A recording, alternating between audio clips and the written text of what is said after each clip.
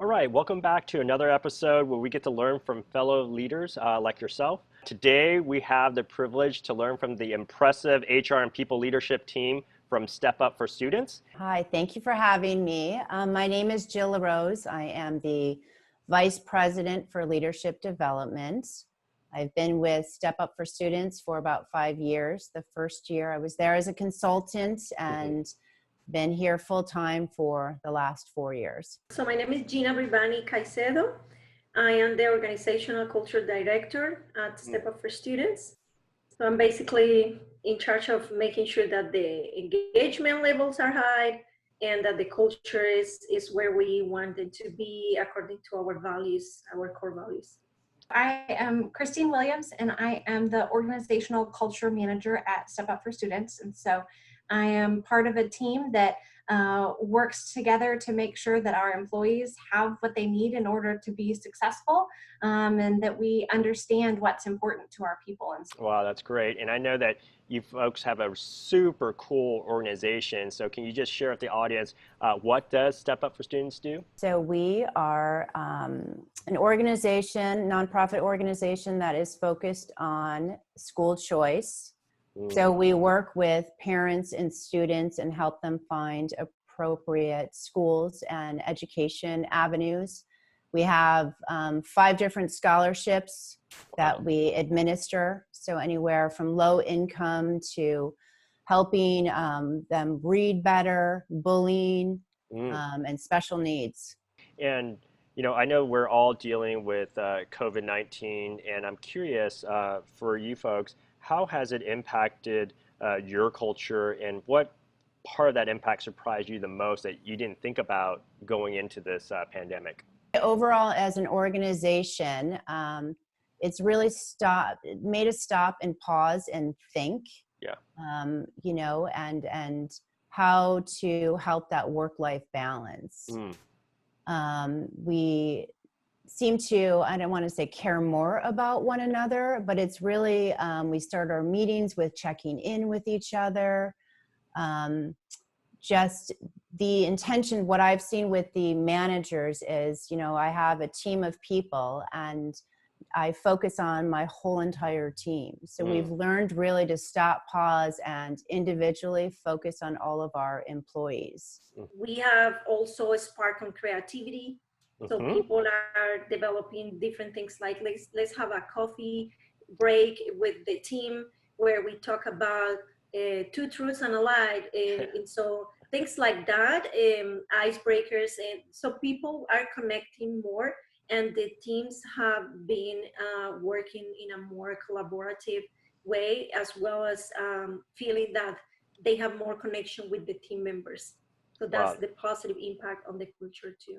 Wow, great. And would you say that's the biggest surprise that has jumped out at you as you folks have been working from home? I think that's the biggest surprise, because the concern was that, well, the isolation is going to make the communication more difficult, but the opposite happened. Instead, what we have is that they are communicating more. We are creating more group meetings to update each department on what they're doing. And now I think I have more information now than I had before. Well, that's great. And then from an executive level, as you think about from your role or from people at the front lines, like what actions have have the executives like Doug or Ann taken that have impressed you the most? I think probably the first thing, and this, back in March when this was all started, was just how quickly they got everybody home and set up the way that they needed to be. Wow. I think that as people were starting to hear about the virus and become nervous about what different organizations were going to do, I think our leaders were very quick to say, we care about our people and we want you to be safe. And so we're going to close down the offices and get everybody set up at home remotely. And then throughout this whole thing, I think there's been a lot of reiteration of that, just care and support of people. That anything that happens, that we care about our employees and that we care about our students and our families. And so any decisions or choices that have to be made, it's going to be made with those people in mind. I know that you have your ears close to the ground, and I'm curious, like, what feedback have you gotten from your people and team, and what initiatives have kind of been born out of that feedback? The most recent one, so we were hearing a lot of people trying to do the work-life balance Yeah. and managing, working from home, their families, the children. And so what we did, we've given some days off here and there, but we wanted to make something a little bit more sustainable. Hmm. So for the month of May at noon, we're shutting down. So everyone there's Wow. no meetings, right? So you can catch up with work, you can do whatever, but there's no expectations of emails. So for the next 3 Fridays, that was the most recent thing. Again, we've changed the ways we start our meetings. So Hmm. typically, we're all about business, and we're movers and shakers over here, and we stop, pause, and really kind of go around and say, how's everyone doing? Hmm. Hmm. Great. And you mentioned, that's the context from the executive level. What about from the people level? The people who are, more in the front lines. Like, what are some of the feedback that you've gotten from them? Yeah, so we participated in the Tiny Pulse COVID coronavirus survey very early on, which gave us a lot of really helpful information from our employees just in terms of what they needed or what was going well for them or what wasn't. Hmm. And so very quickly we learned that while we were fast to get people home, some people were missing some of their equipment that they needed. Yeah. They were working from their dining room table, or they didn't have a second monitor or things like that. And so we saw that feedback and passed it along to our IT and HR teams, and they were very fast to start coordinating with people to be able to come back into the offices and pick up what they need, even if that was their office chair, Yeah. so that they could at least be sitting in a good chair at their kitchen table, or to take home their monitors and make sure they have all the right cords and got that all set up. And so I think that was really important really early on. I think we saw a lot of feedback about wanting more communication, that everything is uncertain right now, Yeah. not just inside our organization, but in the world in general, there's a lot of uncertainty. And so people want to know what our leaders are thinking. And so they made some changes to be able to increase that communication. And so one of those things is that we typically have state of the business addresses with Doug, our president, maybe once or twice a year. And we've had 2 since this started. Wow. Just in the last couple of months, we've had 2. And so that I think has been really helpful to people. And we've also in between those had other videos that our different senior leaders have recorded and sent out to the employees. And so I think that has helped with that. And it sounds like you're really into looking at the data and analysis of the feedback from the employees. And so just from broadly, is there any other trends that either surprised you that you weren't aware of until you started going into it during this post-COVID or this COVID-19 period, or trends where you're like, oh, I always had that inkling and that's a confirmation of what I thought? Well, 2 things. The communication piece, I think I'm a big communicator, and making sure that, what's going on at the executive level is being filtered through the organization. So there was feedback about, we want more communication. So that's when we stepped up the videos and all of that. We've talked about them feeling isolated, Yeah. right? And that question of that safe communication, those safe channels. Hmm. So just watching those trends and making sure that, the the follow-up, right, of do you still feel isolated, Yeah. right? Like the honeymoon phase, as we like to call it, right? You've been home for a month now. Now, how is it looking? Yeah. So just really being in tune with, I think we were surprised by the data that it was working so well Yeah. remotely, but then we also knew we need to keep checking back in on that. In terms of this work from home virtual period, how do you think that will permanently impact your culture if you had like a crystal ball and you were foretelling the future here? The first thing that comes to my mind is I think there's going to be a deeper level of empathy across the organization. I think that's because we've had to stop and pause and really look at how does it look from other people's perspective. Yeah. That we really, more people are in tune to, it may look different for one family than another family. And that piece, I think it's built a deeper connection with just employees in general, because when they're stopping and asking, how are you doing personally, what's going on? I know the coaching lane, we've been busier, right? So now they're looking a little bit as the coaches as this safe place. And sometimes we have the reputation of you're in trouble if you're going to go talk to Gina or Jill. So I think that has changed for the better. It also brings us more connected in a sense of when we have projects, we rally around and we get things done really quickly. And so in this, pandemic crisis, we all rallied around together. And really just had that bond, but I just think deepened that bond.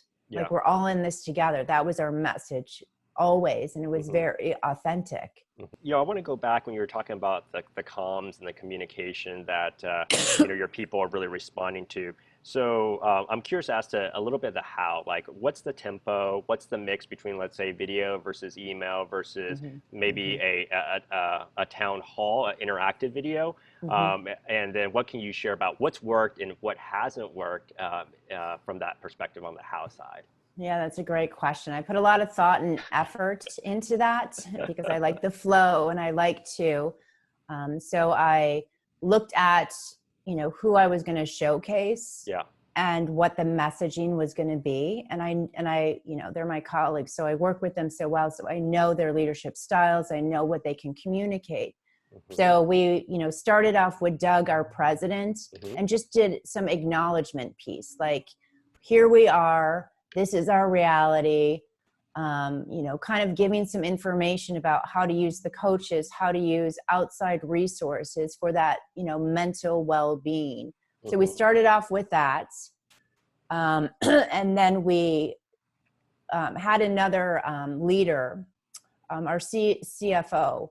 And so he had some actual business to share of, some, as we like to call it, some meat, right?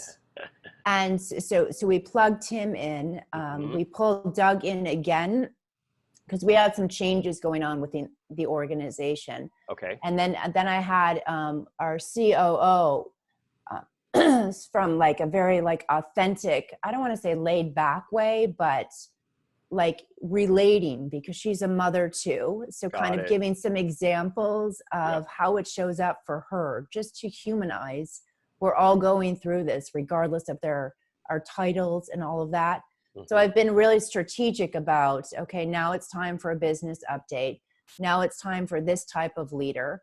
So we do them about every 2 weeks. So there's some form of communication. And Gina, the other coach, has been helpful. She actually helps with the video piece of it, but we do the talking points and, not scripted. Right. But just what do we need to hit on? And then we do pre-questions, right? So when Doug goes out there, we're really mindful of what do you want to hear? Right. So I gather that, then help create his talking points. And then we do a post survey. What was missing? What do you need to hear next time? Wow. That's great. So it's it's a very thoughtful process.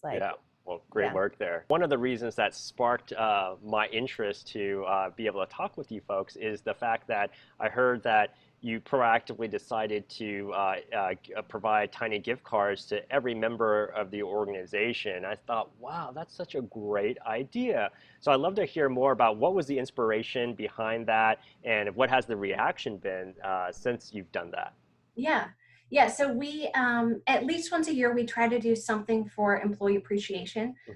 And so in the past years, that's looked like having lunches brought into the office, or one year we had a mobile barista set up so people could order their coffee or their tea how they wanted. We've ordered various gifts for people. So we have some nice Step Up logo things, umbrellas or jackets or things like that. And so we were talking about what we wanted to do to appreciate employees this year. And that conversation was happening before the pandemic started. Yeah. And so we had to sort of change our direction. Yeah. We had to change our direction because you can't bring lunch into the office the way that you could before. And Yeah. so we were very thankful that the tiny gift cards was an option, because we were trying to think of, okay, what do people need, or what would be a good sign of appreciation to people during this time.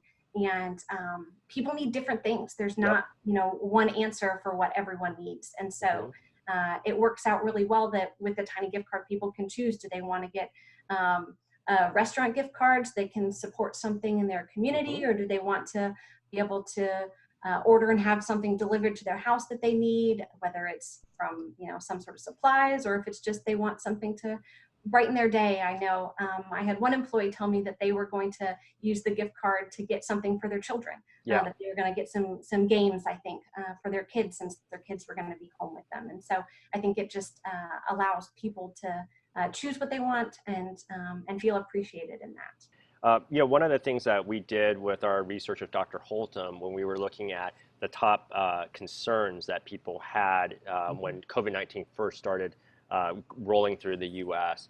was, which was really surprising to me, was this concept of having safe channels. And the way I like to think about it is communications, which was number one, is very top down, which what we talked about. And safe channels is more the bottoms up, right? Like if I have something on my mind, I may not feel comfortable going to Doug, but what are those safe channels? Right. And you touched upon many of those, and I think you do extraordinarily well. So I like to understand, like if I was a employee or at Step Up for Students, what are some of those safe channels I have that I can communicate or be heard?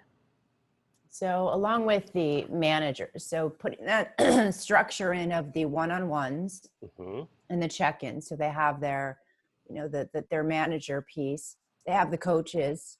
So just in all of the communications, even from Doug, reminding them of utilizing the coaches, our EAP program. Yep.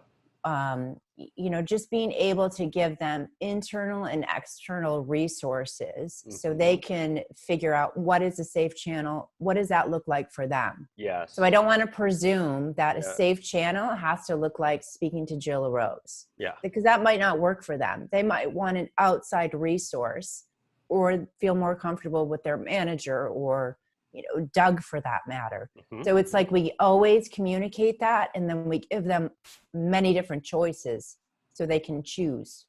No, I think that's great, and something that we're challenged with as well. And I think that one of my takeaways from our discussion is also just reiterating what those safe channels are. Because over and over again. Yeah, I'm guilty of like, oh, I said it once, everyone gets it. Nope, I have to reiterate, and I think that's a really great reminder for fellow leaders. If you were in a time machine and you got to warp back to before COVID-19 hit, like what tip or best practice would you like whisper in your ear to say like, hey, Jill, pss, pss, pss, do this or think about this, and so that you would be even better prepared for this challenging time? When we build strong individuals, right, with healthy habits, and, we talk about our emotional intelligence so that they're prepared for anything that unfolds in reality. So for me, it was maybe hone in a little bit harder on, we don't know what's going to happen in the future, but if we have this strong individual foundation, then we're more prepared, to deal with whatever comes in front of us. So just, in my coaching practice of just honing in on those pieces a little bit more, because sometimes we get thrown off with, here's an example of what's going on, right? So we kind of go down that path instead of like structuring and strengthening our core, our core self. So our self-care and all of those things that help us be resilient to anything that happens. Wow. Well, fantastic feedback and insights and best practices for any HR people leader. So thank you so much, Jill. Thank you.